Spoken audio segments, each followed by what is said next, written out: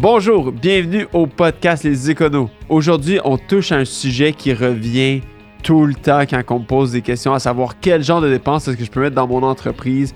Et j'ai bien nommé les voitures. Donc, c'est un sujet qui est très complexe, mais on va faire notre possible pour vous répondre le plus simplement possible. Donc, sans plus tarder, on passe ça.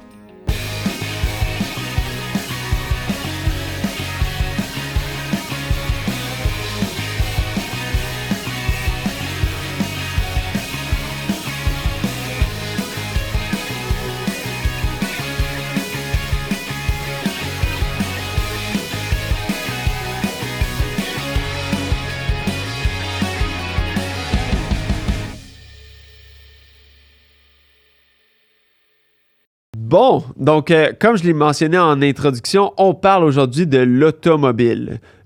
L'automobile, c'est un sujet qui est très, très, très intéressant parce que, on me le demande souvent, mais c'est un sujet qui est très complexe. C'est pas un sujet avec une réponse facile où est-ce qu'on peut dire « oui, c'est bon, on le prend dans l'entreprise ». Ma réponse, puis c'est tout le temps ma réponse plate, ça dépend. Puis ça dépend de quoi? Ça dépend de plusieurs choses. Ça dépend de est-ce que la voiture elle est louée, est-ce que la voiture elle est achetée, est-ce que le pourcentage de kilomètres personnels, le pourcentage de kilomètres pour affaires, la quantité totale de kilomètres personnels qui peut être faite. Donc, c'est vraiment une question qui nécessite qu'on fasse une analyse plus profonde afin d'y répondre. Aujourd'hui, on va essayer de passer à travers les grandes lignes des principes de comment est-ce qu'on calcule l'avantage imposable? L'avantage imposable est calculé sur quoi? C'est quoi nos différentes options? Mais on ne rentrera pas nécessairement dans le calcul détaillé de chaque formule parce que ça peut devenir assez complexe. Puis, ces formules-là sont disponibles sur notre blog. Vous pouvez aller les chercher puis de voir exactement qu'est-ce qui s'applique à votre situation puis de venir les calculer ou de nous appeler tout simplement pour aller en discuter davantage. Mais aujourd'hui, on va juste parler des grandes lignes, des grands principes, puis peut-être de certaines tendances de qu'est-ce qui vaut la peine d'être utilisé dans quelle situation. Donc, premièrement, parlons un petit peu de qu'est-ce qui est du kilométrage pour affaires, qu'est-ce qui est du kilométrage personnel. Parce que ça va venir jouer un grand rôle dans notre décision de qu'est-ce qu'on fait avec notre automobile. Donc, du kilométrage pour affaires, c'est vraiment du kilométrage qu'on fait pour l'entreprise.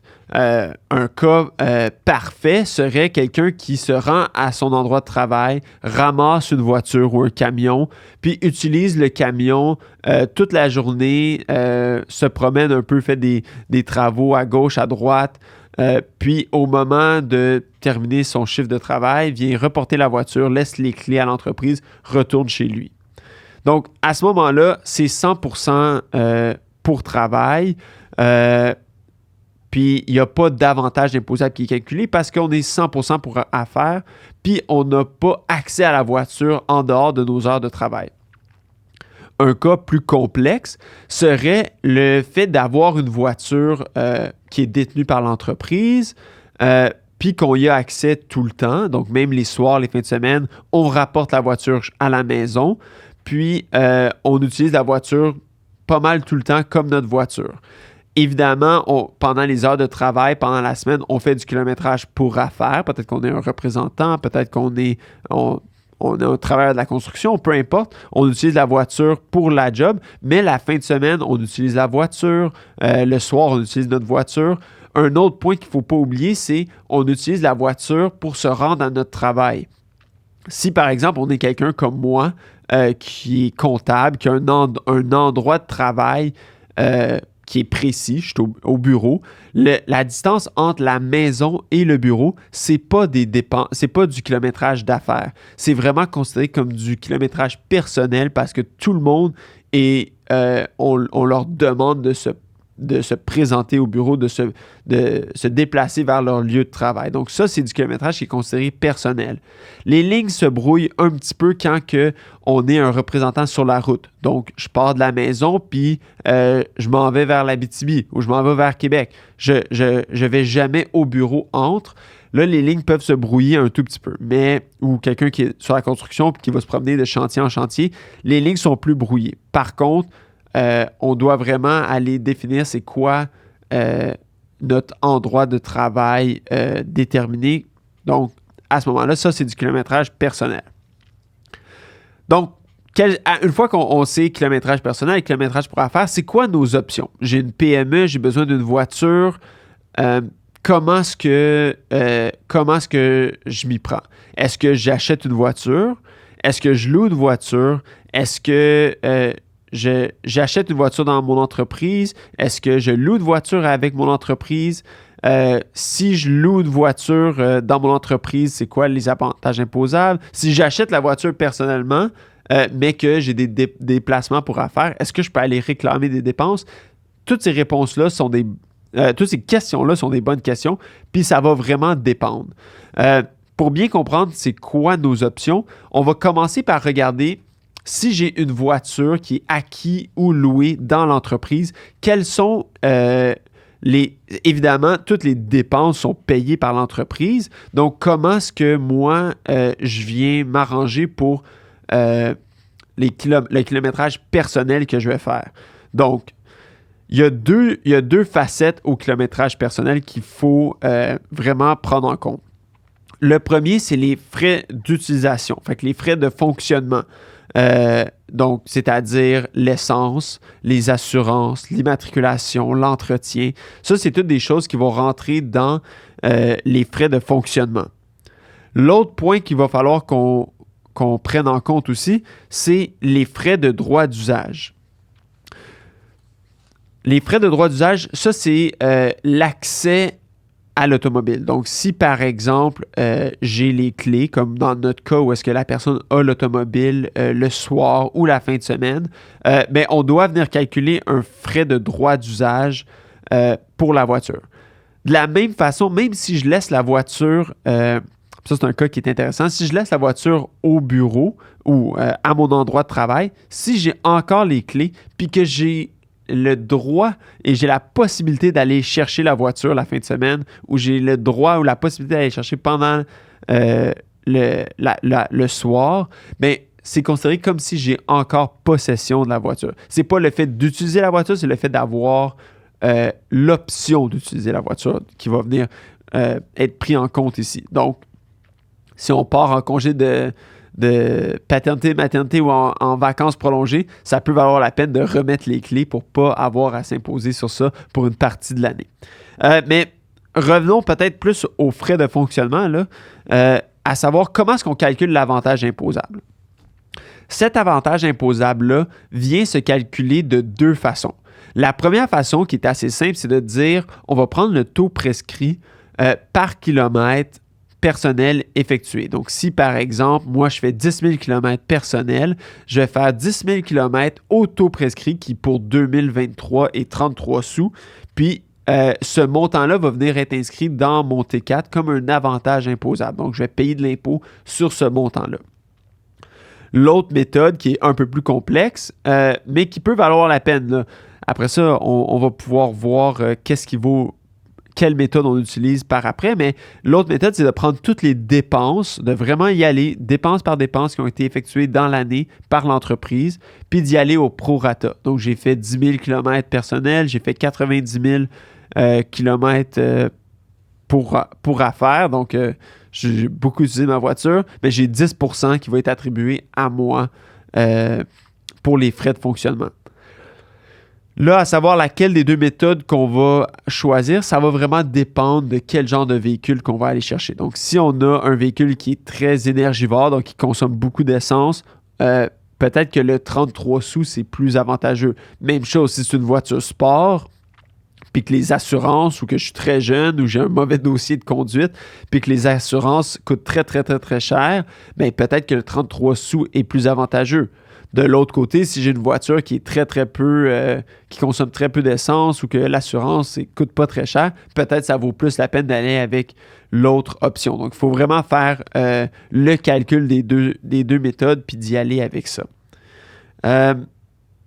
Par la suite, les frais de droit d'usage. Ça, les frais de droit d'usage vont vraiment dépendre du nombre de kilomètres parce qu'il y a la notion comme du pourcentage pour affaires qui va venir entrer en jeu ici, mais c'est surtout par rapport au coût de l'automobile. Donc, si l'automobile est achetée, ça va être 2% du coût de l'automobile ou le 2 tiers des frais de location si on loue l'automobile. Il y a aussi la notion qu'on peut avoir un taux réduit pour cet avantage imposable-là si on va utiliser l'automobile à 50%, donc au minimum, donc une majorité du temps pour affaires, puis qu'on ne dépasse pas la limite de 1666 ou 1667 ou 20 000 km personnels par année. Donc, dans ce calcul-là, on va venir calculer vraiment la valeur de l'automobile à laquelle on a accès. Donc, si l'entreprise achète ou loue la voiture, laquelle des deux options est-ce qu'on va ou comment est-ce qu'on fait pour savoir si c'est quelle méthode qu'on va aller chercher? Bien, on va aller regarder avec le pourcentage d'utilisation de la voiture ou le coût de fonctionnement. Fait que c'est vraiment ça, ces deux aspects-là qu'on va regarder puis on va dire, est-ce que ça vaut la peine d'aller mettre dans l'entreprise la voiture? Avant de parler de savoir dans quelle situation est-ce que ça vaut la peine, parlons un peu de l'alternative qui est d'acheter la voiture personnellement ou de louer la voiture personnellement. Évidemment, quand on loue la voiture ou qu'on achète la voiture personnellement, il n'y a pas d'avantage imposable qui va nous être attribué.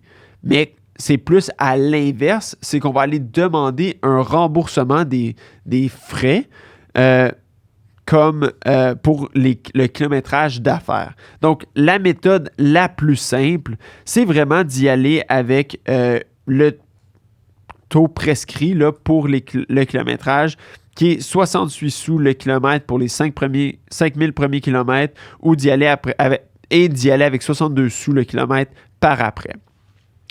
L'autre option, c'est d'y aller avec une allocation là, au kilomètre qui est autre que cette allocation-là. Il faut faire attention parce que si on dépasse le certain montant, on ne pourra pas le déduire dans l'entreprise. Donc, il faut vraiment faire attention avec ça.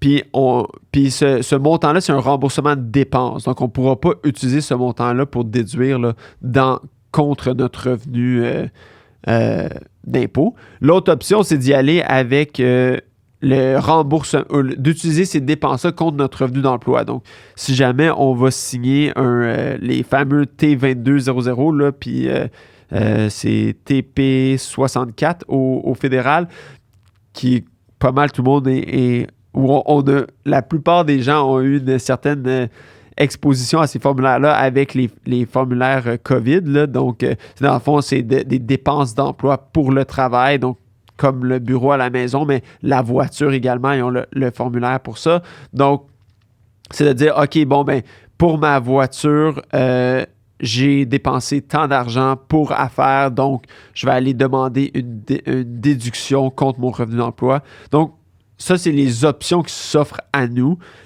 Évidemment, ça va dépendre. Chaque option, encore une fois, va dépendre. Il faut faire le calcul, voir qu'est-ce qui vaut le plus la peine. Nombre de kilomètres qu'on dépense, le coût de la voiture. Si la voiture dépense beaucoup d'essence, peut-être que le 68 sous vaut la peine. Donc, en conclusion, qu'est-ce qui vaut le plus la peine? Il faut qu'on regarde dans le cas d'une location, par exemple, par l'entreprise.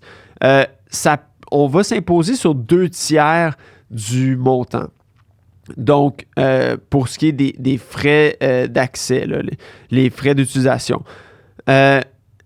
Si on utilise la voiture à plus de 66%, entre 66% et 100% du temps personnellement, là, ça peut valoir la peine d'y aller avec cette méthode-là parce qu'on va s'imposer sur seulement 66%.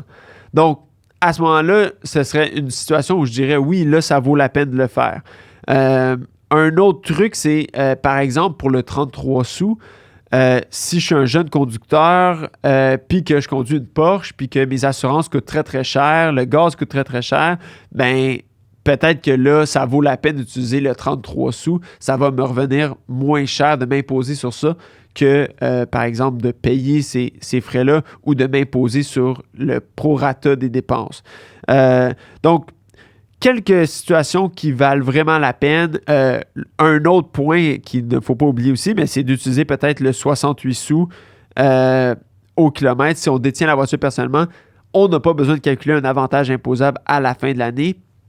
Ça peut être un fardeau administratif qu'on n'a pas besoin de considérer, mais si votre comptable il est fin comme moi, il va le calculer pour vous, donc pas trop de maux de tête à avoir à ce niveau-là. C'est vraiment un sujet qui doit être calculé sur mesure. Chaque situation est différente. Puis, encore une fois, utilisez pas l'impôt comme la principale raison pour votre choix. Je pense que si financièrement une option a plus d'allure que l'impôt, c'est vraiment à ça qu'il faut qu'on se fie le plus que de dire « Ah, je vais sauver de l'impôt ». Par contre, le calcul de l'impôt fait toujours partie du calcul financier, mais ça ne devrait pas être la principale raison. Sur ce, c'est les voitures en entreprise. C'est un sujet qui est complexe. J'espère que ça vous a éclairé quand même un tout petit peu à savoir c'est quoi les options, c'est quoi les fonctionnements. Peut-être dans une autre capsule, on pourra aller un peu plus profond. On pourra peut-être même parler des voitures électriques qui ont leurs propres critères là, qui sont un peu différents des voitures à essence. Puis, comme dans tous les cas, si vous avez d'autres questions, visitez notre blog terrien-cpa.com. Puis, appelez-nous si jamais, même le blog, ça ne répond pas à vos questions. Ça va nous faire plaisir de vous répondre. Donc, sur ce, passez une excellente journée et merci pour votre écoute.